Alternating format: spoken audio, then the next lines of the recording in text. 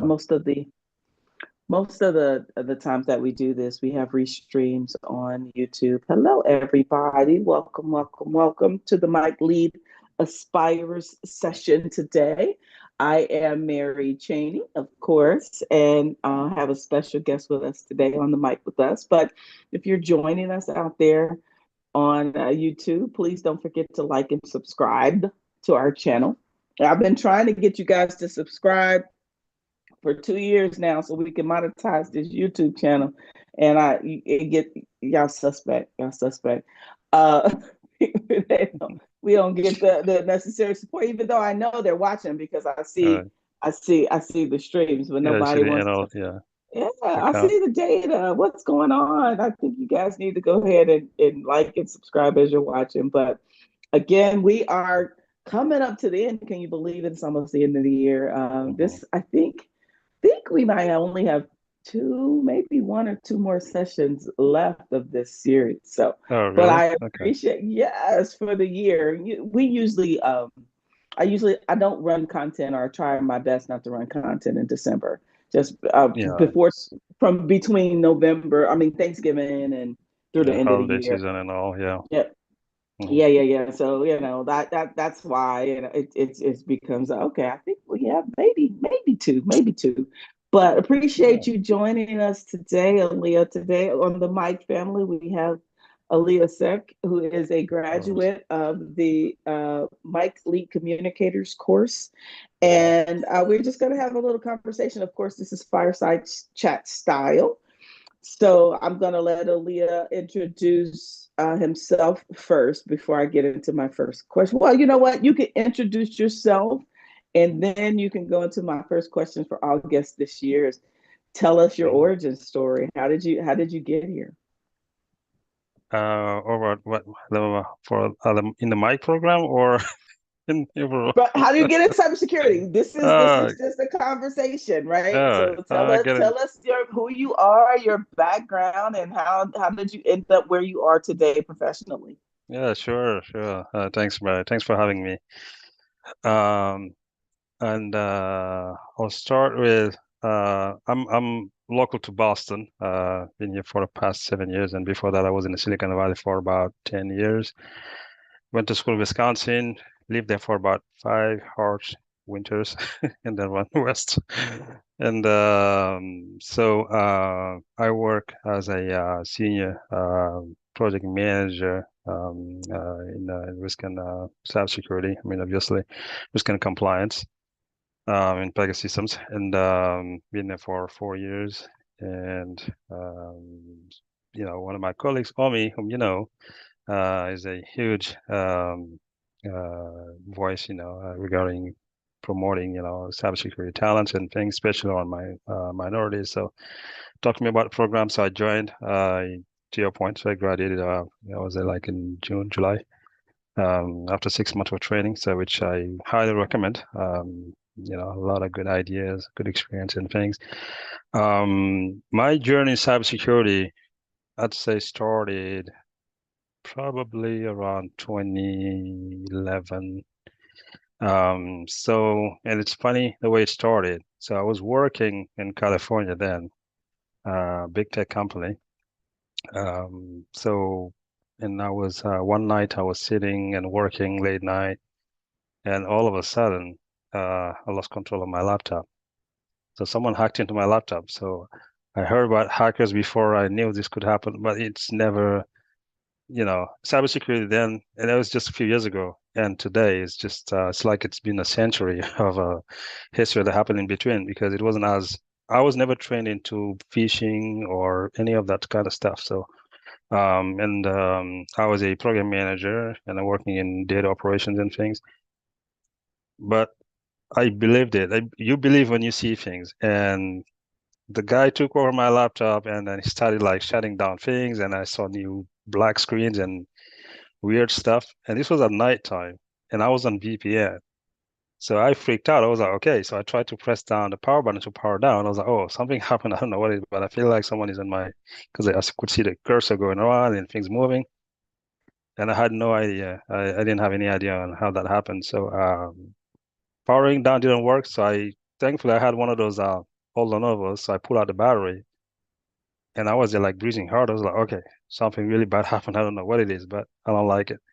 And I was like, what else could I do? So I went in, I think in my panic, I went into the circuit breaker trying to shut down the power. I was like, no, I need power. The internet, run to the internet. So I unplugged my router, and then I sat down and I was pondering on this. I'm like, how did this happen? Like, thought if I was on VPN, I was safe, quote unquote. And I didn't even think about anything about a hacker or being in a, unsafe, because, like in an unsafe environment and things like that. Although I was working from home. Um, I like to analyze things and I like to understand how they happen, why they happen in things. So I called, I mean, obviously I called the office right away, security office, and I told them like what happened. Like, don't turn on, your laptop. Bring it to us first thing in the morning. Don't do anything. We need to investigate. And I said, okay. So first thing in the morning, I took it there. They asked me some questions, and then they gave me a new laptop. Changed my password and things, and they were like, you need to also change your passwords and things, at home. And so I did that. But it bothered me that things that I heard barely on the surface actually happened to me. You may lose data, you may lose, a hacker may steal your data or may actually log into your laptop and all. That was very sort of a remote idea until that night. So I decided to investigate, and I was like, how do people do that? How? Because I was frustrated. I was like, how do you find me at the comfort in my house? I felt secure. I mean, if you're in your house, you feel secure, um and I'm there, and I couldn't, and so I started Googling, YouTubing, more and more about hacking networks and things. Mind you, I did do some network training, so I was trained to have a CCNA and things. So I knew a little bit about networking, but there's networking, there's network security, there's a bunch of other things that I didn't know. And one day I believe, and this is like in my investigation, that took 2 years. Yeah, I was dedicated. I was like, I need to find out how this happened. So you went down the rabbit hole completely, Oh yeah, huh? I did. Yeah, I couldn't, I just couldn't. So after 2 years, I stumbled in this course, and over at Mission College in Santa Clara, and it's I think I wanted to sign up for something about networking, just further my understanding about networks, how networks are breached and etc. And then this funny title says ethical hacking, join us. I'm like, okay, this is very weird because there's these two terms, they are mutually exclusive. So there's nothing ethical in hacking. So I felt, this must be a joke. So I was like, okay, I'm going to sign up. And I said, what are the requirements to sign up? They're like, well, just sign up. And I said, okay, what's there? Now you sign up and then you go and then wait until the class starts and then you'll figure it out. So I did. I went in. That class was the most bizarre class I've ever attended. It was, you like in the movies, people, there were students with, they're wearing hoodlums. Nobody was smiling. Everybody was sitting in the corner. I'm like, okay, I'm among hackers. These are the bad guys. So I sat there and the lecturer came in, introduced himself, and then asked us, to do a round table, and, everybody introduced themselves. So we did. And the funny thing, and he was just smiling, and everybody, I'm John Doe, I'm et cetera, et cetera. And I, looking at people, and because everybody was like fishy, and then looking at one another, are you a hacker? Like, no. And everybody gave a fake name, and he laughed. And when it came to my turn, I kind of picked up on that. I'm like, okay, this guy, he's from Asia. He's from India. And he's like, yeah, my name is something like Mike Armstrong. And I laughed. I'm like, okay, you're not a Mike Armstrong. So I figured, I'm like, okay, so everybody's giving a fake name. I'm gonna do the same too. So I said, okay, I'm also John Lindsay. So so and he laughed. And then so at the end of that, so the instructor was like, okay, you can't fool me. I've been doing this for a long time. I work for the government, I work in the private sector, public sector, whatnot. And I have a class roster in front of me. So I'm gonna call your names and you guys are gonna stand up. I know this is a good attitude. You're trying to hide your identity because you don't know who you're dealing with. And this course is obviously about hacking. So he called us by our real names, and then so we knew one another and things. But that course, basically, that ethical hacking course, changed the course of my career. So I did 6 months of training where I've learned about, Tor, how to use that, how to navigate, how to VPNs, how to establish them, how to break them. So basically doing on a weekend, this was Friday and Saturday, from 6 p.m. to 10 p.m. on Friday, and then the next day, Saturday, from 8 to noon for like 6 months, like basically like a 2-day training, 8 hours, hands-on. I've learned about risk and compliance and things, but most of us are like really, we just wanted to know, how do you break into someone's network, and how do you protect yourself from that? And in the end, so I was like, okay, I know why. I kind of saw the things that I didn't do to secure myself. And from there on, I was like the most vocal person, at least around my entourage, to tell people, change your passwords, don't click on links and do this, do that. And I liked it, and I felt like this is gonna, and then, the teacher, we became friends, and he was like, this is the future. So you're gonna, if I have to advise, and if you guys are in the middle of your careers and things, or just started, consider, like, really cybersecurity, because this is the next big thing. And it's funny because we also mentioned AI and things very briefly. We didn't really dig into AI that much, but now it's all over. And I did not regret that shift in my career. I just wish I had known better to protect myself in a way that nobody could just break into my network and then show me that I couldn't do anything, and they could do whatever they wanted with my data live. And then that was my frustration became a challenge, and that challenge basically changed the course of my career, so as to speak. And here That we are. is an amazing story. I love that. I Yeah. love the fact that you were hacked and you were just going to need to figure out how the heck this happened. And it Oh took yeah, you 2 years, it took you a took me couple 2 years. years, It took but two you years. actually educated yourself on, exactly what was going on and exactly Yeah. how they did what they did. That's amazing. That's a wonderful story Hmm. because I think that and I talk to the apprentices all the time. Some apprentices that are apprentices for Mike Talent, and they will talk about them getting hacked, and that is what sparked their curiosity Yeah. into this profession. And so that's great. So now you went from unsuspecting victim to ethical hacker, and Yeah. Because then it's funny because we did it, and he was, the guy was, he worked for the government, so he did have access to tools and things. He put out a disclaimer, it's like, I'm not teaching you this to do bad stuff. And as a disclaimer, you Mhm. got to sign a disclaimer and whatever. And but he was training us to become like white hats, like be, advocates for That's good the practice. term, ethical Yeah, so I hacker. was like, okay, you're teaching us all this bad stuff. He was like, you need to know the bad stuff. You need to know how it happens so you can prevent it. Hmm. And hence the course, ethical. He was like, I Yeah. didn't say the class was about hacking. I said ethical Hmm. hacking. And I said, okay, that makes sense now. And and I think, it made it clear for us that this was a way to kind of build a career, Hmm. safe, secure, and be of use to people, to the world. I mean, Hmm. so as to speak.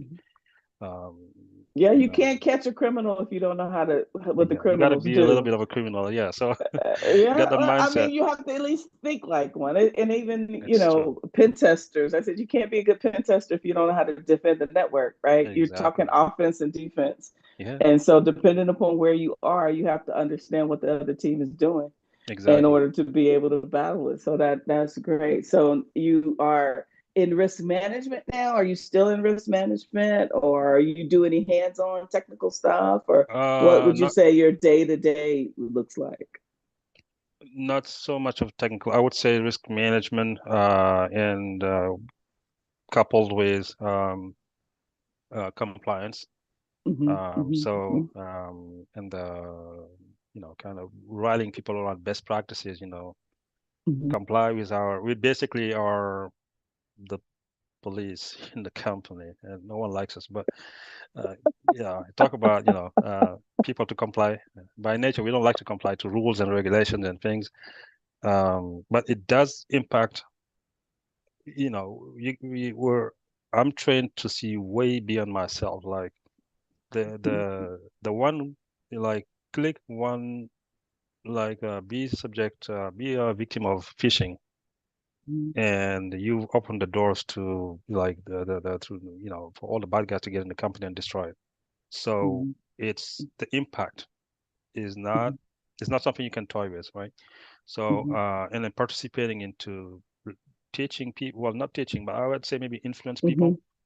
to have Mhm. a good behavior by complying Mhm. to rules. Make sure we don't, get we don't fall prey to phishing and vishing and whatnot. So the company can survive, and then the stakeholders actually still trust, people. And then we also have these ongoing training. So when we go and talk to folks who are in our different verticals, not every the people understand security, but they don't care at some point because they have their own daily jobs. So like, okay, this is just extra noise, and we don't. Jeez, I mean, can you just let us be? And then maybe let's talk about in 6 months. I'm like, no. If something happens tonight, you and I won't be here for 6 months. So and and then they just find us annoying, and I mean, one guy actually went to my boss and then like, does this person work here? Because I'm like, I'm getting these emails, I don't like it. I'm like, yeah, it's about compliance. I'm like, I'm complying with what I can. I'm like, no, you got to comply with everything. It's not you don't have like some type of preferential treatment. Yeah, you got to comply 100%. And Mhm. I mean, of course, this is part of shifting um, a mentality to be on the. We don't want to be reactive. Mhm. We wanna be, we wanna prep for the worst, and we gotta Mhm. set that mentality and change the culture from within. Mhm. Mhm. Now, tell that a guy who hasn't. You look at the trend. Maybe 20 years ago, it wasn't. This whole thing wasn't really. Cybersecurity wasn't there. It's always been here, but it hasn't had this much, this kind of impact. And now you're telling me, they're like, I've been here for 30 years, and I've done this, and nothing's happened. Why would something happen now? I'm like, because we're in different times now, and everything is Mhm. digital, and we're all virtual, and thanks to COVID, we're all remote. So now the venues to data flows everywhere, and then the venues to intersect or do um, anything with it has actually grown. Like the scale have changed, so the impact has Mhm. grown exponentially, and no one can say that I'm safe, really. Mhm. Right. And one thing I think in my training when I was doing ethical hacking is that the teacher was like, we have to be right 100% of the time. And I was like, Mhm. how? And he was like, well, the bad guy, he's only got to be right once. Once. Yep. So, and I was like, whoa, that's scary. So I'm like, okay, so make sure you are right all the time and you got all your, it's not like you can't really prevent, but you can delay and make it really difficult Mhm. and get a have like a one step ahead, right? Mhm. And No, absolutely. yeah, Absolutely. The security is never 100% secure. Nothing is ever exactly. 100% secure. You Yeah, just have to make your company or organization stronger than the next that organization makes sense. because hackers Exactly. are lazy. They go after the easy fish, right? Yeah, They tend to want to go. So it's like, I don't have to run faster than yeah. all the wildebeest. I just have to run faster than the slowest That was wildebeest, slow right? one. Exactly. Yeah, yep. He gave us that, and I was like, okay. So just so in my day-to-day job, I just got to make sure I actually convey that, and so people. One thing actually that helped with cybersecurity is also the having metrics. Some people are, you can message all you want until they Mhm. see. If you don't present the Mhm. data, and at first I Mhm. struggled with, I was like, okay, why do we need to have metrics? And then when I saw metrics from other companies, I was like, oh, this is scary.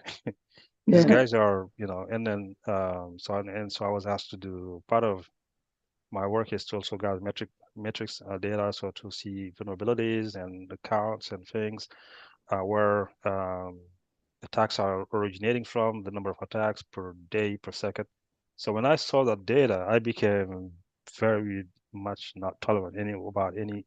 I just went to I'm like, okay, you don't see what I'm seeing, so I'm not asking. I'm telling you, you need to update. You need to do this. You need to do that, and or I'm gonna start an escalation. I was like, wow, he's aggressive. I'm like, no, I am seeing something that potentially may cost us all our jobs. And I don't know about you, but I've got a family to feed, so I want to have, I want to make sure I stay employed. So, Okay.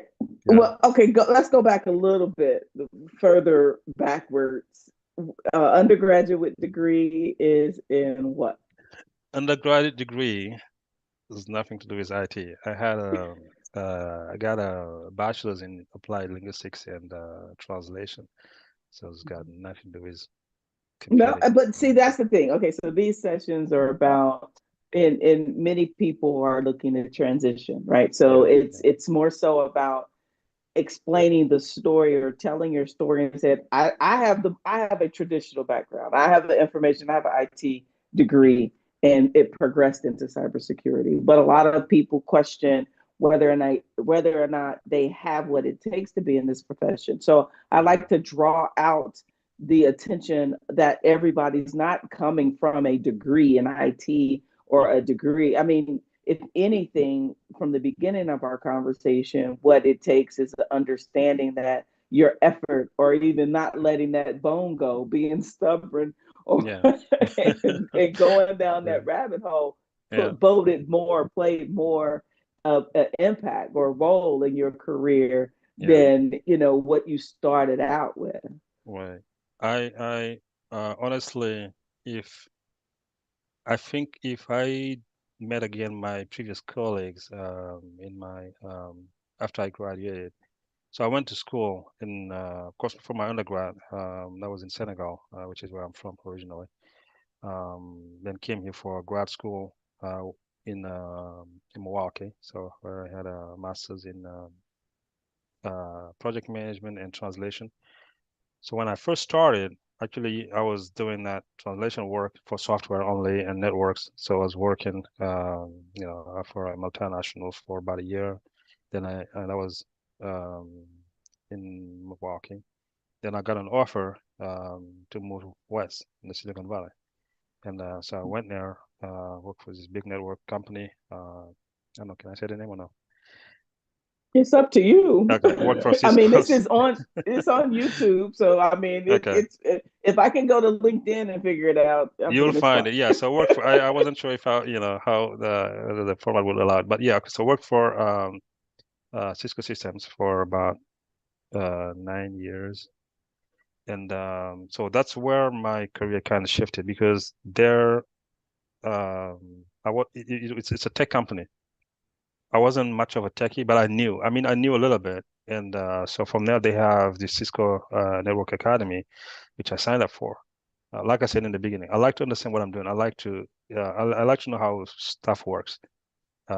So, and I was like, okay, they were, I was basically translating software that was shipped out to, in French to Canada and France and Belgium, etc., Switzerland and, Francophone African stuff. So I was talking to a lot of people there, and then they were all engineers, and I had to explain to them in French what that meant, what things did. And I was like, okay, I can't really explain to them just by reading it. I have to know what this is. And so I went to Cisco Networking Academy, did a CCNA training, and I don't know what else I did, routing, switching, etc. So I kind of knew how it worked, so I could translate it better and better explain it.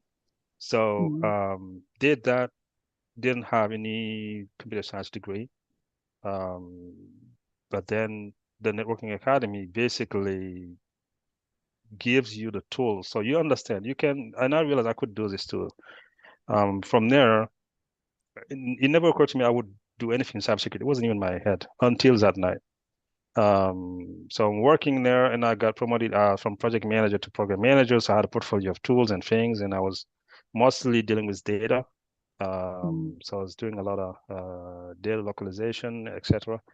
And from there until that famous night where I got hacked, and I was like, okay, this is not right, and I'm very frustrated that someone is able to do this to me. I'm going to do it to him too. So anyway, so no, I mean that's on a line note. I just wanted to know how that happened, Mhm. and then how to understand how it worked, and then how it happened, and how to prevent it in the future. So and shifted my well, not shifted, but I went digging, what kind of studies do you have to do, what kind of things you need to know to be able to, and I knew there was a lot.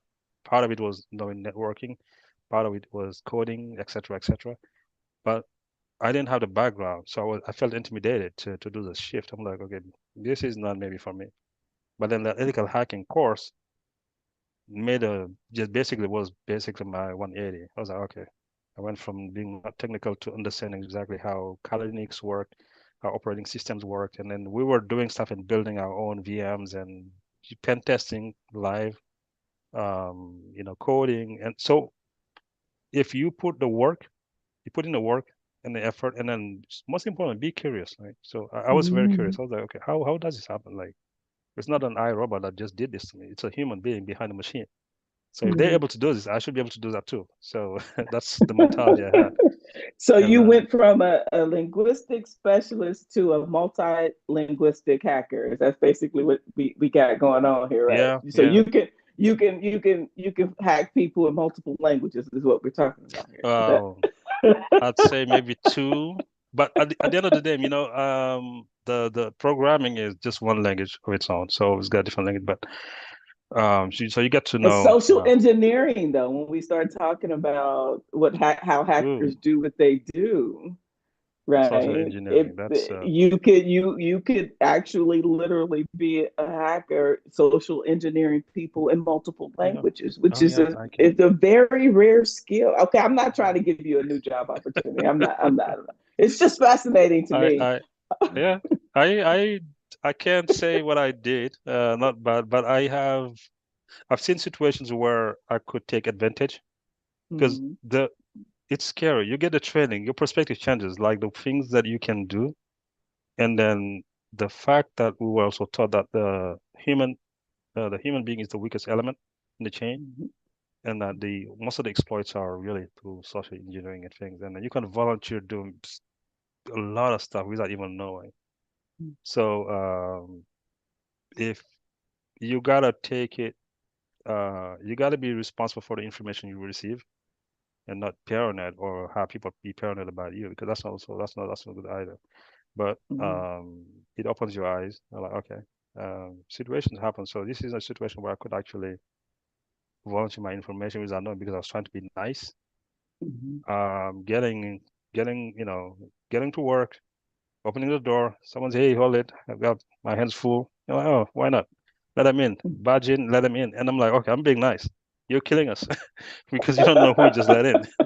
Right, So right, yeah, right. it's The awareness piece, yeah, yeah, yeah. yeah, Well, it, yeah, it changes your perspective. Security, when you switch your mindset, it, absolutely. it changes your perspective. Even, I think about it. All the things I usually think about are from a law enforcement perspective, just because I Yeah. have that So yeah, background. But yeah, yeah. yeah, it just changes your perception. But so, okay, these talks are for entry level professionals. So I want to Hmm. ask you, literally, what advice would you give someone that is either new to the profession or trying to transition into the profession? What's a piece of advice that you would share with our listeners about, how to make it in this profession? I think you already said it, but I'll let you answer specifically. Yeah. Um, if you are, and you should be interested because this affects in many levels of our day-to-day lives.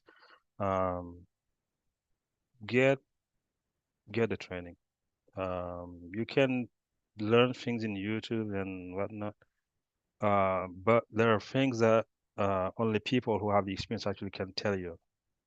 People who have gone through it, who have a different perspective, and who have hands-on and see things. So it's not all just theory. There's a lot of part of the train, part of the things that helped me in the train was actually doing use cases that the teacher had done. I mean, he's gone through it, and he would give us stuff from the books, and then he would give us like real life scenarios, and we will miserably fail because we were predictable. And he was like, yes, because you're following the books, which is good. You get to know a little bit, but in real life, the the human brain is very complex, and then the way we behave and things. So I couldn't have done that if I was just watching a webinar and things. So I signing up and having like interaction among peers and seeing that they were as weak as I was, and listening to different perspective from a teacher, and then doing the use cases, the research, and et cetera, all the projects and stuff. That helped out a lot. So it's a lot of hands-on information sharing and stuff. So I think get your, sign up for training. It's very important. And be curious. Like discover this. It's affecting you without you knowing. And I like to know how things work.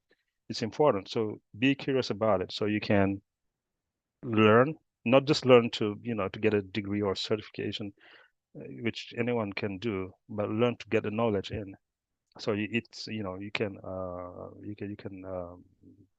build on and apply it in your real life, whether it's at work or any other realm in life. So and then interact with people. So I did a lot of that. Networking opens doors for doors that you can't even imagine. So I did meet uh, CISOs, and my boss actually encourages that a lot. And so you get to see people having different experiences, and then they come from different realms. And then sometimes you find that you share the same reality, and you're like, okay, this is just not me. Actually, as people actually suffering the same things, and they Mm-hmm. have sometimes the same opportunities as I do. Sometimes they have more, sometimes they know more, and you learn from that.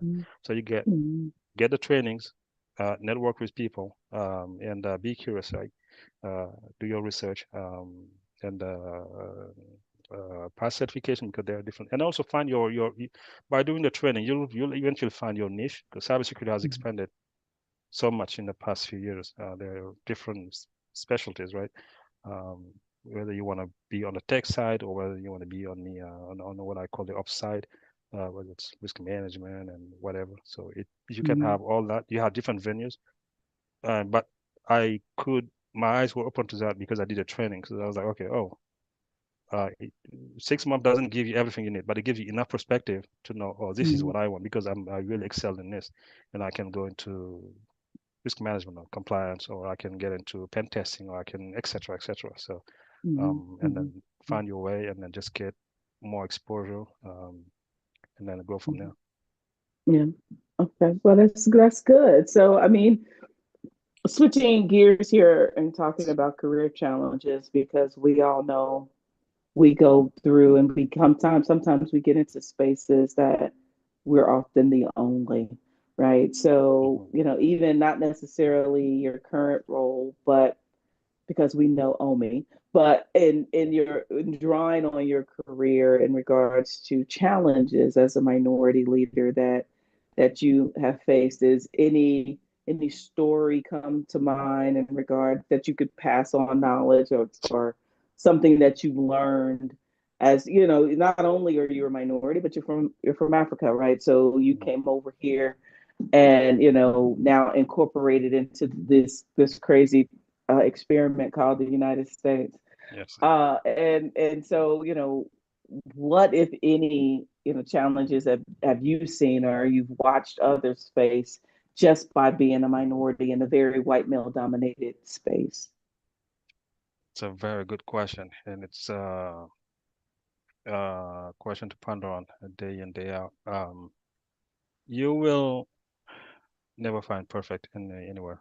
That's you just have to um, write your own history, your own story, and some path you take, you may be lonely. And when you're a minority, it's even worse because you face a system where you're not by default, you're not the first pick, right? And you may not understand why. and etc. for different reasons. So I don't have to go through that.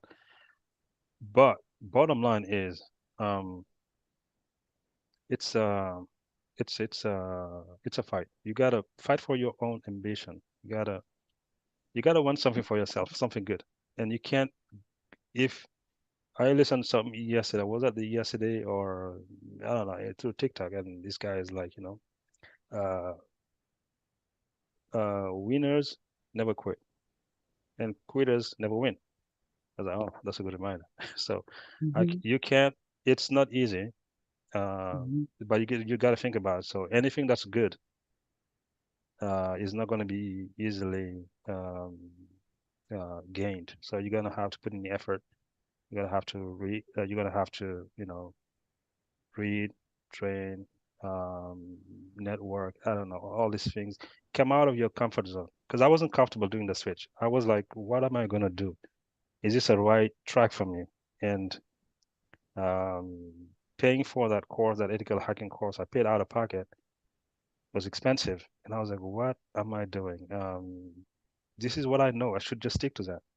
But then Mm-hmm. my intellectual, I was very attracted to the idea of cybersecurity. It wasn't an idea yet until I actually was trained and then started reading, buying books and things, going to conferences, meeting those people. And I was like, okay, this is actually much bigger than I thought. There's so many opportunities to meet people locally, regionally, internationally. It's a force that's moving. Be part of, get on, come aboard, like get on it, and learn and train, etc. But you're gonna have to be comfortable with this change. So if you're doing like a career change, as human beings, we like to be comfortable. Do maybe your 9 to 5, do your easy stuff, party over the weekend, whatnot, etc. But this requires some serious work. Nothing. If I was able to make the change coming from a non-IT background and being able to talk about cloud security today, AWS, Azure, MF, etc. Um, I'm comfortable because I do my homework. You got to put in the effort, Mm-hmm. and then and want it. If you want it, you'll get it. So that's what I did. That's what I did, and it worked out for me. I don't have. I wish I had done it sooner. I'm like, oh, this hacker Mm-hmm. saved my life without even knowing. Because I mean, I'm like, okay, there's no day that's boring in cybersecurity. It's expanding at the speed of light every day, all day. Mm-hmm. The AI has fallen into it now. It's a revolution. I'm glad. I'm really happy. What I thought was a doom day for me turns out to Mm-hmm. be a blessing. Yeah. But that's because I didn't really just run in my corner and say, "Oh my God, you're coming to get me." Hide. Okay, maybe go back to Senegal and I don't know, go back to my grandfather's field. I don't know. I didn't. Yeah, yeah. So I just went for it. I was like, okay, this is a challenge. I'm going to respond. So take it as a challenge upon yourself, Mhm, for yourself, to mhm, yourself, and grow from there.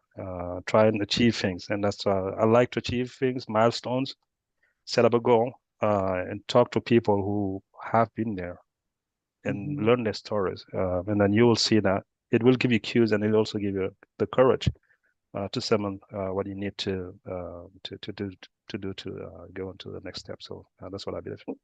So, yeah, and I'm sitting here and I put it in the chat. I love the concept, fight for your own ambition. yeah, I'm coming up with topics for the conference right now.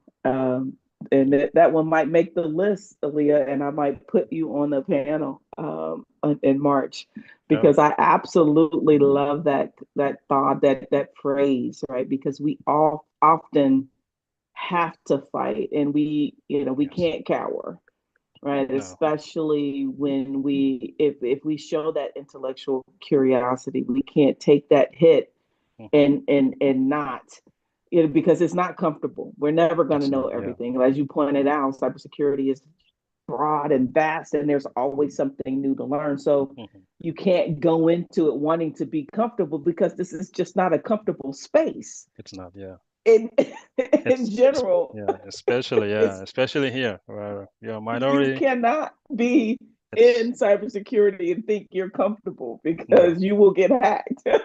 Oh, It's you easy. will, yeah, you will suffer the way I did. It's being there sweaty and wondering how did this happen. But then again, it's take it. I mean, to me, like digging through that for 2 years, it's a challenge, right? So, who do you talk to? How do you find information and all that stuff? And then you get in, and you're like, okay, how do I progress from here? So you gotta be with the right crowd. Be Mhm, able to find who can actually help you grow, who can, and those people are out there. So there are references for me. They inspire you mhm, to to go further, right? mhm, So they will help you, they'll boost you and stuff. And but the first booster is yourself. Boost your own mhm, confidence. Believe that you can, and then do what it takes to get it. mhm, Do you got to do. It's not just theory. mhm, The challenges will always be there. It doesn't matter where you may come from. You may not even speak English properly. It doesn't matter. I mean, English is not my first language. Um, you know, culturally this is different for me, etc., etc. But all that is actually you can turn it into an advantage. And that's what I mhm, did. mhm, So mhm, mhm. use that for your own gain, your own experience, and then further it along. So you're not alone. There's multiple folks Yeah. like you, and you might actually even inspire someone else who's actually looking up to you without even knowing. And so now I have my sister who was in political science. Get it? She was in law and political science. Today she's in cybersecurity. I'm like, oh, I'm into risk management. This whole thing you talked about now is really making sense to me. I'm like, no, stick to political science. She was like, no, this is what I want. And then she shifted. And other folks that I have talked to and things, just like my teacher was able to influence me and things. Like, this is the future. Fight for it. Be there. Yeah. Don't miss this bus. And regardless, whatever the challenge ahead, it's Mhm. worth it. And then you will see in a few years. And I saw what he told me, and I'm glad I made that choice and then stuck to my choices. Yeah. And then yeah, so it's That's great. something something you would have to want, and Mhm. regardless of whatever challenge you may have, just be there, just fight it, and get it. Yeah. Mm. So my next question, and if there are questions out there, please put them in the chat. We have some folks out there on the YouTube as well. You can put some in the chat in YouTube as well if you have any questions. But my next question is, as it relates to your own personal journey, right? Mhm. Yeah. What is the most useful tool in your toolbox when climbing the corporate ladder? The most useful tool in climbing the social ladder, wherever you are, whoever you may be,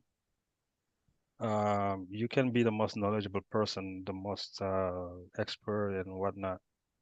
Um, you need to have soft skills, and you need to be a likable person. I talked about earlier that being of once I did that course, the instructor was like, "This is knowledge. Feel like you guys are privileged to have known this. So now what I'm asking of you to be white knights.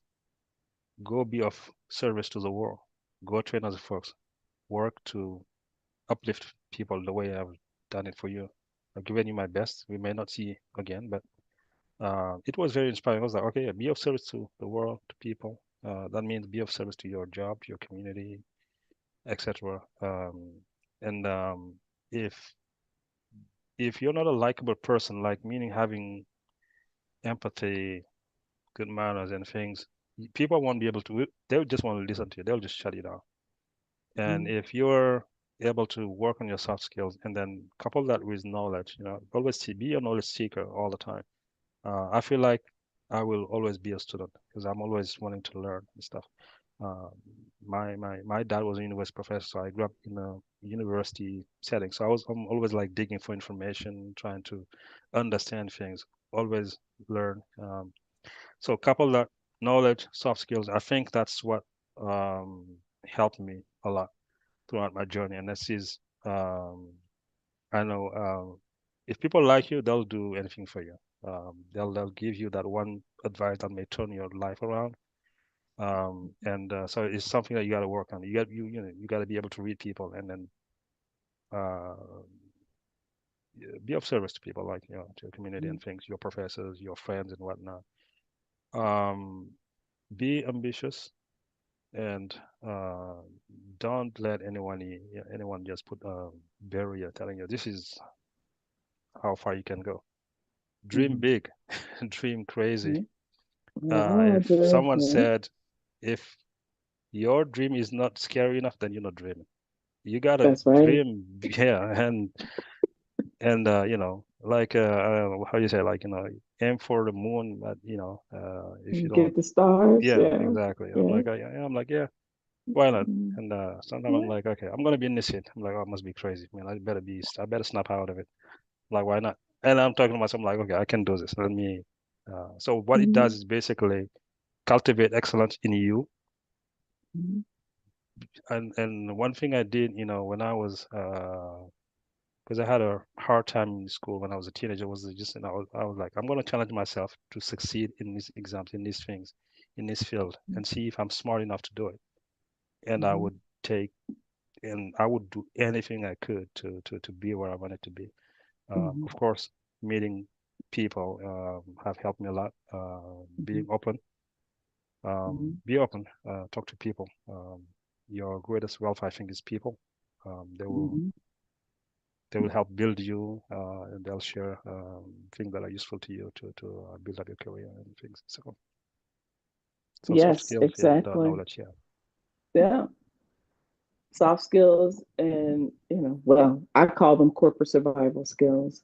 The yes, whole yes, the likability aspect of things, because we as minorities don't often feel comfortable enough to open up. And I often tell my mentees that, your power is in your vulnerability. that's true. No one could really take anything away from you if you know who you are. And that's Mm, where your authenticity comes from. That's where your yes, power resides, in being able to be vulnerable and actually communicate effectively with yes, yes, people. definitely. And, I found it very important, as I was often the only executive, a minority executive in Hmm.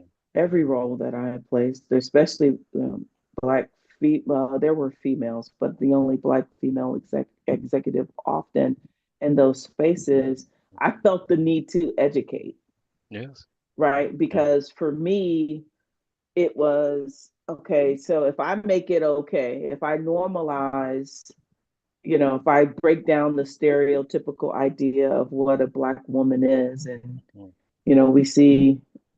we see that all the time. We see it right now in our political environment. But yeah, if yeah, I now definitely. break down this whole concept, then it makes it easier for the next woman of color behind me to Yes, step in absolutely. behind me. If I educate, right? Yes, yeah, If I'm just who I am and being confident in who I am and expressing, we're not different. We're not different. We may yeah, do different things, that's true. but we still care about our families, as you pointed out. We still Mm, care about the same things. And mm, so, and I often saw that as a challenge to tackle yeah, as an executive of color, to be able to say no, well, and have the hard conversation. yes, Yeah. yes, definitely. Yeah. Yeah, Yeah. yeah. I remember one of the challenges I had from a previous company I worked for, was that, and this happened right before the um, what was it? The Floyd guy who was, George Floyd. Yeah. Hmm. Yeah, George, was it 20. George? Yeah. George Floyd? 2020. Yeah. George Floyd. Yeah. Hmm. And then I had to give us, I think there was only two people. I think I was the only, or maybe we were two minorities in the whole organization. And so, so they were like, oh, what do we, what do we, hang on, give me a sec. Um, people we shouldn't see. They were like, oh, we were like, we shouldn't see color. We're all the same. And after that, they asked me to give a speech about how I felt about the whole thing, and that was the only time I kind of poured my heart out. I was like, we should see color. You can't ignore it. It's a reality. Because it's a reality because it's ingrained in the system. And though I didn't grow up here, and I'm seeing it, I'm going through it, and it's a reality. I've seen the pains. I haven't lived through it my entire life, but I so think about those who actually grew up here, having to go through it from kindergarten all the way to professional life, whatever. So seeing colors mean that you acknowledge basically the differences and then what's the challenges that you have to go through because of color, where someone else in the same group having the same opportunity, having gone through the same education as you, does not have to go through that, doesn't have to jump through the hoops that you have to jump through and stuff. And people, so because they don't have to, they don't even go through that. So everything they get, they take for granted, and everything you get or deserve to get, you have to fight for. There's differences and stuff. So it's it was a learning curve. It was at times frustrating, and sometimes you, like I said, don't quit. These are things that you will have to go through. Doesn't mean you can't battle it or we can't win. But the awareness is important to be aware, so you know how to move around. And when you see a trap, just avoid it. And then think about your career, where you want to be, so that you're not distracted. Stay focused, and then move forward. That's what I see, and that's what I believe. So, as someone Yeah, focused on I the mean, it background. had to be challenging, right, as an Oh adult. I yes, mean, you're yeah, it coming from was. Yeah, Senegal, right? And I've been there. yeah, yeah, When very. everybody's black, right? And Yeah. then so you come to this experiment, and you don't really realize how black you are until you get here. Oh, yeah. That part was, yeah, I got the wake-up call. I was in the Midwest, and then among friends, and we went to a mall, and I had a panic attack all of a sudden. I'm like, okay, what's happening? And I realized actually but my body was telling me, you're outside of your zone. This is not normal. You're not. And I was like, wait a minute. I turned left and right. I was the only black person I could see. Oh, that was just me.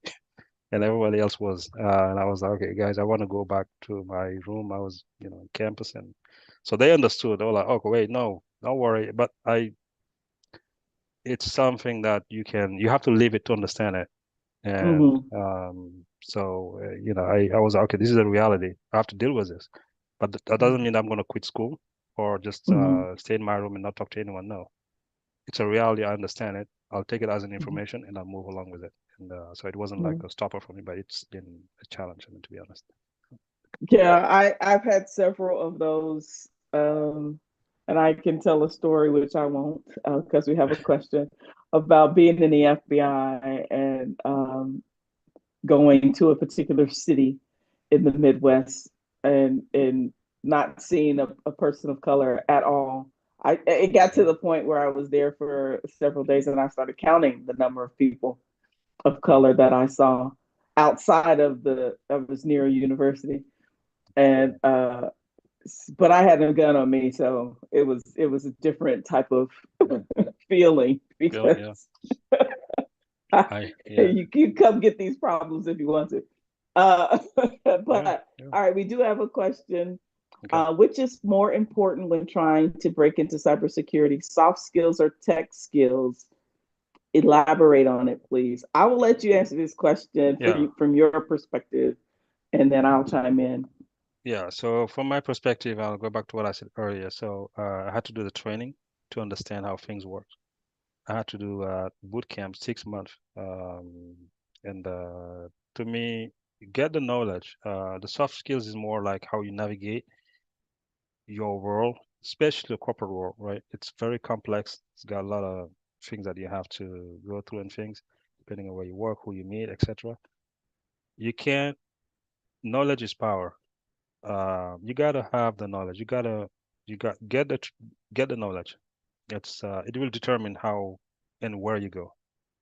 And then how you build upon it, it's up to you. What's your personality? If you just want to be, you just want to have the basics and then just have a small, you're comfortable with your role. You don't want to have anything that's an executive and things. I mean, let's face it, it's not easy. For how many black CEOs do you know? Do you want to be that? Do you want to be a CISO? Do you want a CFO? I mean, etc. So, Mary, you've gone through it. So it's not easy, but if no one gets there, if no one else, you know, is going to dream that they're capable of getting to that point. Obama was our first black president. So before that, we were like, this, I guarantee, I was taking a course. This was one of my linguistics course. I remember the university professor was like, there will never be a time where America will vote for a black president. I remember it. I looked for him. I was like, I'm gonna call you because I volunteered for this man and he became president. And this was like in 2002. Obama was elected in 2008. I was like, Eight, this is eight. Yeah. so 2008. So um, get the knowledge and then the soft skills are, like I said, so most likely you have them. Use them to your advantage. In the corporate, it does make because I've seen people who basically shattered their careers just because they thought being right all the time was a must for them. Sometimes, and it's, navigate all those intricacies, have some empathy, put yourself in someone else's shoes, etc., etc. And people will embrace it like, okay, so you're not a show off, or you're not trying to take my job, or etc., etc. And be to your, Mhm. you said something important, Mary, you said vulnerable. Be vulnerable. I mean, if you're vulnerable, you're truthful. You're not hiding Mhm. behind a wall. You're showing who you are. And people like to see you as a human, not as a machine who's perfect. So Mhm. Mhm. get the knowledge, use your soft skills as you navigate the corporate world and or in whatever adventure you may have in the world. And I think you'll meet people who will embrace that and lift you up. Mhm. Okay, here's my simple statement to you about that question. Being knowledgeable, being technical will get you the Hmm. interview. Hmm. Your soft skills will get you the job. Absolutely. Two Yes, different that's well things, said. Perfect. right? Yep. You have to have the technical knowledge and acumen to do the job, Hmm. but you need to have a personality to land the job. And Absolutely. that's the distinction between the two. Your soft skills, your corporate survival skills will help you build your career quicker Hmm. and faster, Yes. and then your technical ability, because nobody likes somebody that's super smart, super technical, but is an asshole. And yes, I Yeah, said it. It's on exactly. YouTube though. It's okay. Nobody wants that, right? That's And true. so And I've seen that's it. the thought. Yeah. Yes, that's Yeah. the thought that you have to think about. They're both highly necessary in order to break Hmm. in and then build a career in any given space. But Absolutely. Absolutely.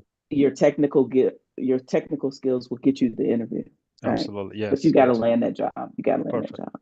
Yep. Yeah. But thank you You so said it much, perfectly. Aaliyah. It's been an Absolutely. hour, right? It doesn't seem like it Already? has. Wow. Okay. So, We are at time.